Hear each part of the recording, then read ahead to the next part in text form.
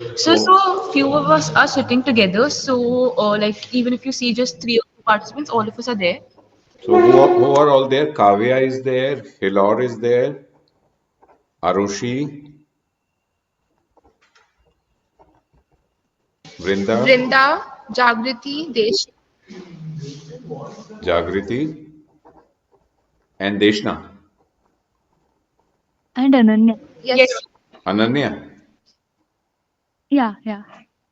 Ananya Arushi, is it? No. Ananya is different. Arushi and Ananya Actually, sir, her laptop was unable to connect, so we sat together for together. the Ha ha. presentation. Okay, just share me your presentation after your this thing. Fine. And Right, sir. okay, So I there can are see. total of seven. Just hold on. Arushi is there. I can see Ananya, Balaji. Is it? Yeah, yes, sir. Yes, Ha sir. ha. Ha. Okay, okay. Just start, please. Go ahead. My name is Shivnadar and today my group number 5, So tell Arushi, me one Ananya, thing. Deeshna, These are Hilor. all girls, group. Yes, Yes, sir. sir. Okay, okay, okay. And you are from which, discipline? I mean, is it economics and finance or? So economics and finance plus BMS. Okay, okay. Plus BMS. Okay. Go ahead, please. Start. Who's going to start first? I will start with the presentation. So, good evening, sir. Is it We are Vrinda? group. Yes, sir. Okay. Vrinda Rachani. Sir. Yeah, I can hear you. Please carry on. Um, we are group number 5. I'm Vrinda, and today we will be presenting an IPO analysis on Honasa Consumer Limited. Okay. In my group, we have Arushi, Ananya, Deshna, Hilor, Jagrati, and Kavya. Okay. And now I'll pass on to Hilor, and she will start with the introduction of the IPO. Sure.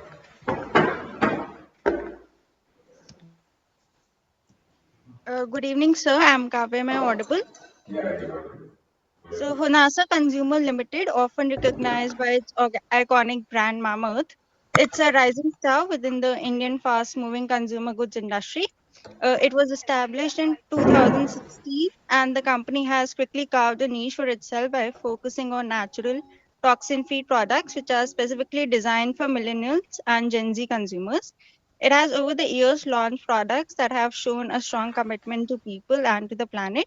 It attains unicorn valuations in 2022, and today Honasa Consumer Limited is the largest digital first BPC company in India. Next slide, please. So, some of the key brands are Mamaearth, the Derma company, and Ayuga. The products are personal care. It is market position. It is India's largest digital beauty and personal care firm by revenue in 2022. Then Varun Alagh is one of the promoters of the company. He is also the chairman, whole-time director, and the chief executive officer of Honasa Consumer. Ghazal Alagh is also another promoter who is a whole-time director and the chief innovation officer of the company. Then Raman Preet Sahi is the chief finance officer of the company, while Dhanraj Daggar is the company secretary and the compliance. So Ishan Mittal is a non-executive director of the company and a nominee of SCI on the board. Vivek Gambhir, Subramaniam, and Namita Gupta are the independent directors. The company was founded in 2016 and it's headquartered in Delhi. And the market share in DTC beauty personal care segment is 29%, and the share in the overall beauty personal segment is 2%. Next slide, please.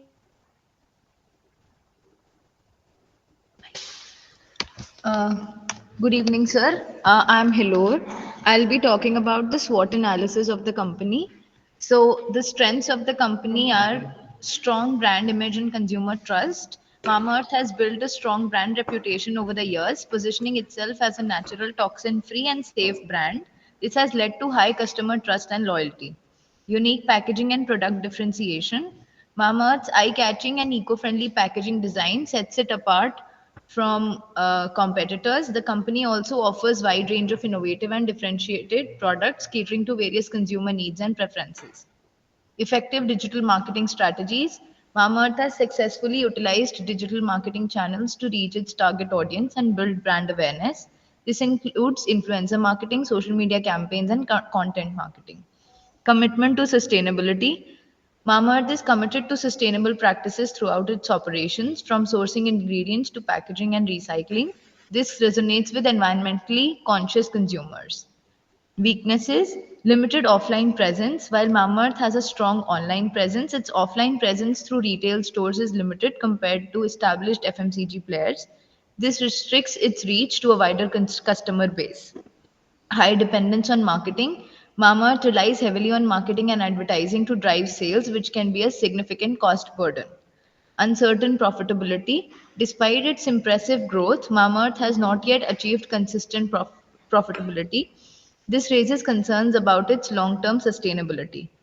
Product portfolio concentration. Mamaearth's product portfolio is currently focused on personal care, leaving it vulnerable to competition from established players in other categories. Opportunities: growing demand for natural products. The demand for natural and toxin free personal care products is increasing rapidly both in India and globally. This presents a significant opportunity for Mamaearth to expand its market share. Expansion into new categories. Mamaearth can capitalize on its brand strength and expertise to expand its product portfolio into categories such as baby care, home care, and cosmetics. International expansion. The company has the potential to tap into the growing global demand for natural and ethical products by expanding its reach to international markets. Technological advancements. Mamaearth can leverage the latest technologies in product development, marketing, and logistics to enhance its efficiency and competitiveness. Threats: intense competition. The personal care market is highly competitive with established players like Unilever, Procter and Gamble, Forest Essentials, etc., posing significant challenges. Counterfeit products. The prevalence of counterfeit products in the market can damage Mama's brand image and erode consumer trust. Rising input costs. The rising costs of raw material and other inputs can put pressure on Mama's margins and profitability. Okay. So who's going to present this? This side again. So I'll talk about the objectives of the IPO. So while doing my research, I found out that the main objectives of the IPO was to increase the brand awareness. So how they did that was by first of all funding the advertisement initiative. So IPO's primary objective was to increase the advertisement and the visibility of the brand. And they did this through increasing the advertisement, and that's why they raised funds for that. Secondly, there was investment for salon expansion. So Honasa issued the IPO to fund the subsidiary B Blunt, which is the Babani Blunt Private Limited, and they started to set up new salons. And this also aligned with their growth plan of the company to establish themselves in the beauty industry of India. And after that, they were also trying to strengthen their brand presence. Now, Honasa IPO is included a lot of brands that are very popular in India, such as Mama Earth and Derma. And they were trying to strengthen their position in the market by raising funds. And lastly, they raised the funds for capital expenditure to set up new EBOs. Now, EBOs are exclusive brand outlets. So Honasa IPO was initially also set up to raise capital for setting up new exclusive brand outlets. These all initiatives were taken so that they can increase their visibility in the market. And next slide. Is that Rinda speaking?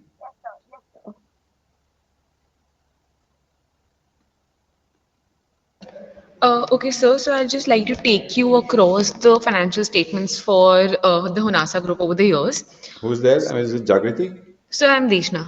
Deshna. Okay.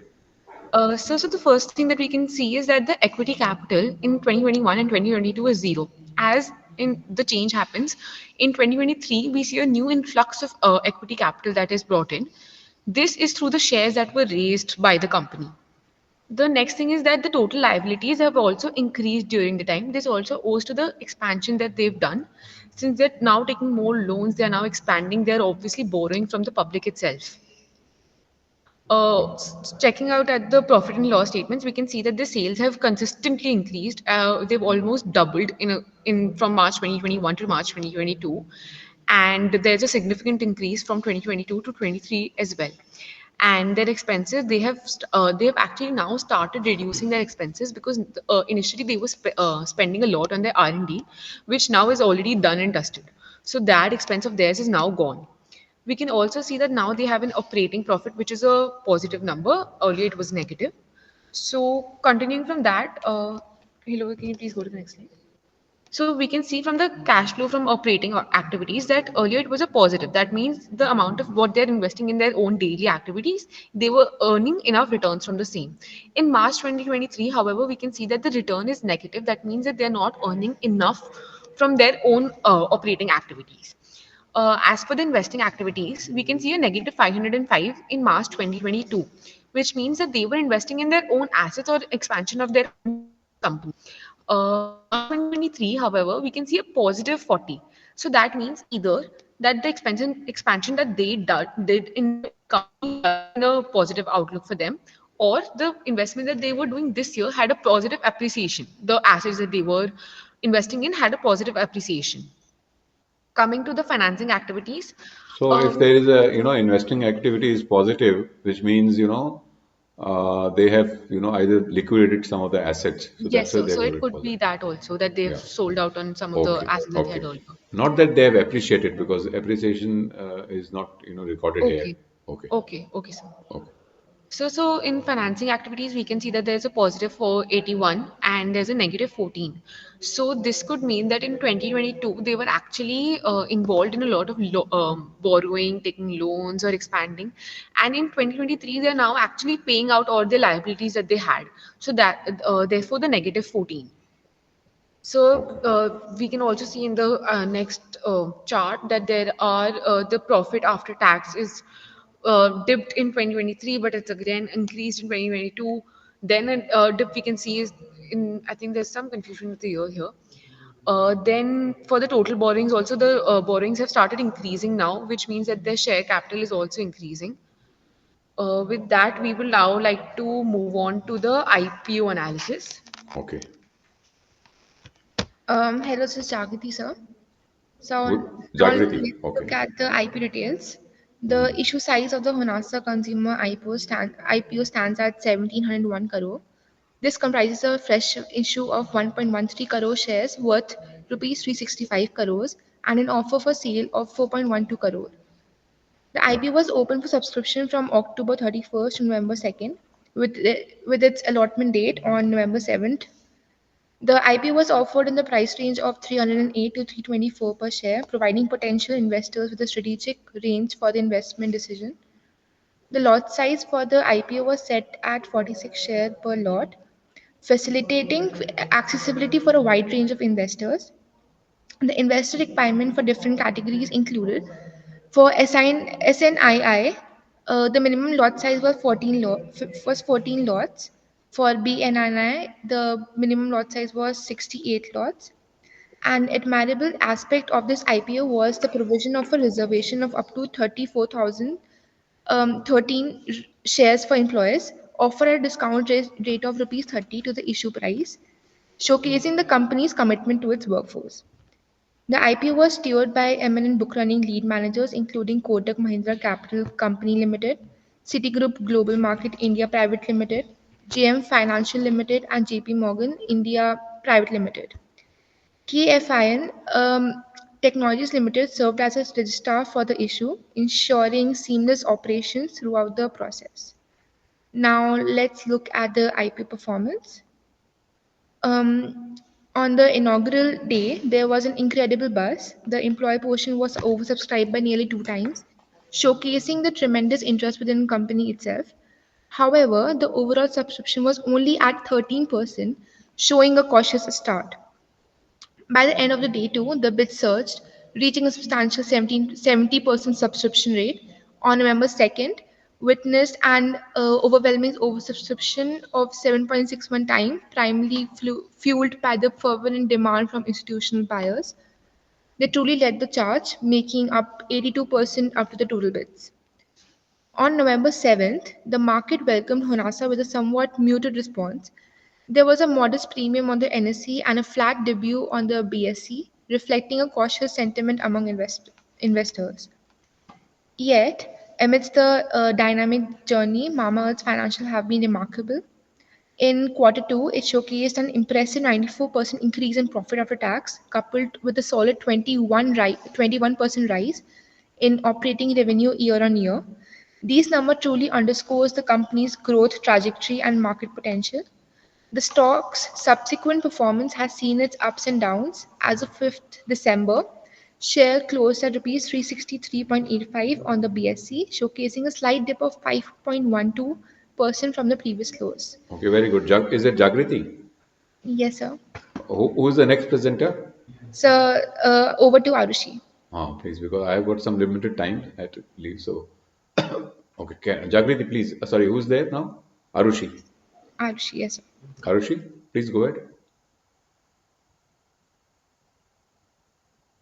Arushi is muted, I believe. Yes, sir. So, there was some. So I can just see basic diluted P is there, price to book ratio. I can see. Yes, sir. Okay. Can you unmute? Yeah, it's unmuted. Sorry, sir. Actually, there's some net issues, so I'll have to speak through Jagriti's Teams. Who is there? Who This is is speaking? Arushi. This is Arushi. Arushi. Okay, Arushi, please go ahead. So this is the peer analysis. Okay, so first we looked at various resources to get to industries and companies that work in the same area as Mama Earth, and we got their PE ratios, EPS, and PB, and we took out an industry average in order to compare their ratios with our IPO. So Ananya will take you through the EPS and PB ratios. So when we look at the EPS and the PB ratios, both of them for this company are lower than the industry average. So if the EPS is lower than the industry average, it could indicate that the company's profitability on a per share basis is below the average of its peers, and a PB ratio that is lower than the industry average could suggest that the company's assets is less than that of the industry's peers. Now, moving on, Arushi will explain the PE ratio. Yeah, so the PE ratio is it's substantially higher than the industry average, which could indicate that investors had very high expectations from the company regarding future earnings growth. But this is also not very positive and this is not a very positive outlook since we looked at the financial statements and we saw that in regards to operations and cash flow from operations, the company is not doing very well. So there could be an over optimistic attitude towards this IPO by the investors, and which brings us to our recommendation, which is not a buy recommendation as of now. We do not feel like this over optimistic attitude towards the IPO prove to be would give a capital appreciation to the investors in the future. Thank you. Okay. Okay, that's all.